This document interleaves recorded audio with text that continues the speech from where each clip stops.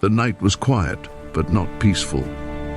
It was the kind of quiet that made every sound feel heavier, every shadow feel alive.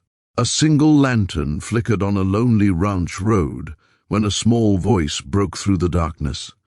"Please," the girl whispered, her words shaking more than the cold air around her.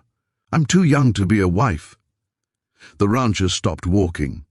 He had lived a long life on that land, seen droughts, storms, and losses that hardened a man's heart.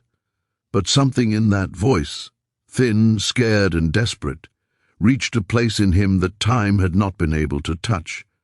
Before we begin, if you enjoy emotional stories about humanity, courage, and kindness, take a moment to subscribe to the channel Soul Tales, like this video, and share your thoughts in the comments. Your support helps us bring more stories that remind us of the good still left in this world. The rancher slowly lifted the lantern, its warm glow revealing a young black girl standing at the edge of his fence. She couldn't have been more than 13. Her dress was torn at the hem, her shoes worn thin, and her eyes held a fear no child should ever know. She clutched a small cloth bag to her chest, as if it were the only thing keeping her together. "My name is Elijah," the rancher said gently, careful not to scare her. "What are you doing out here this late?" She hesitated, glancing back toward the dark road behind her. "They said I belong to a man now," she said, her voice breaking. "But I don't. I'm still a child." Elijah's jaw tightened. He didn't need her to explain more. In those times, too many girls, especially black girls, were treated like property instead of people. He had seen it before, and every time it left a bitter taste in his soul. "What's your name?" he asked. "Lena," she replied softly. Elijah looked at the road again, then at his quiet ranch behind him. Helping her would bring trouble. People would ask questions. Some would not approve. But kindness doesn't wait for permission. It acts when the moment calls. "You can stay the night," he said at last. "Just for now." Lena's eyes filled with tears. She nodded quickly, afraid he might change his mind. Elijah led her inside the ranch house, keeping the lantern low. He gave her a bowl of warm soup and an old blanket. As she ate, her hands shook, not from hunger alone, but from relief. That night, Lena slept on a small cot near the fireplace. Elijah sat in his chair, staring into the dying embers, thinking about the world that allowed a child to be so afraid. He knew one thing for sure: by morning, sending her away would feel impossible. Days turned into weeks. Elijah told the neighbors Lena was a distant relative who needed a place to stay.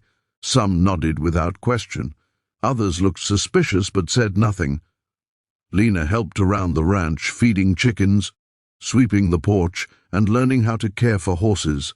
Slowly, the fear in her eyes softened. At night, she would sit by the window staring at the stars.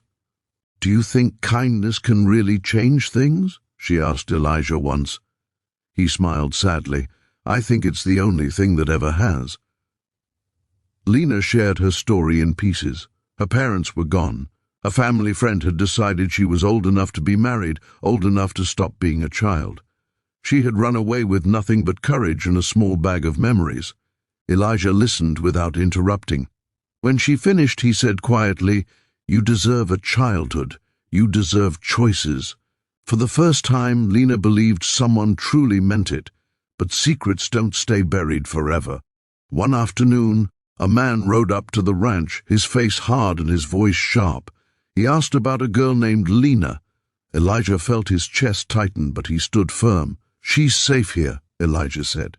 The man sneered. "She belongs to someone." "No," Elijah replied, his voice steady. "She belongs to herself." The man threatened consequences. Elijah knew what that meant. Legal trouble, social backlash, maybe worse. But when he looked at Lena peeking through the doorway, fear returning to her eyes, his decision was clear. "I won't hand her over," Elijah said. The man left in anger, dust rising behind him. That night, Elijah packed a small bag and sat Lena down at the kitchen table. "We may have to leave," he told her. "There are places where people will help us. It won't be easy." Lena reached across the table and held his hand.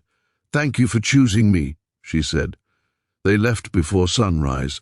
The journey was long and uncertain, but along the way they met people who offered small kindnesses, a meal, a ride, a safe place to sleep. Each act reminded Lena that goodness still existed, even in a broken world. Eventually they reached a town where laws were changing and voices were growing louder against injustice.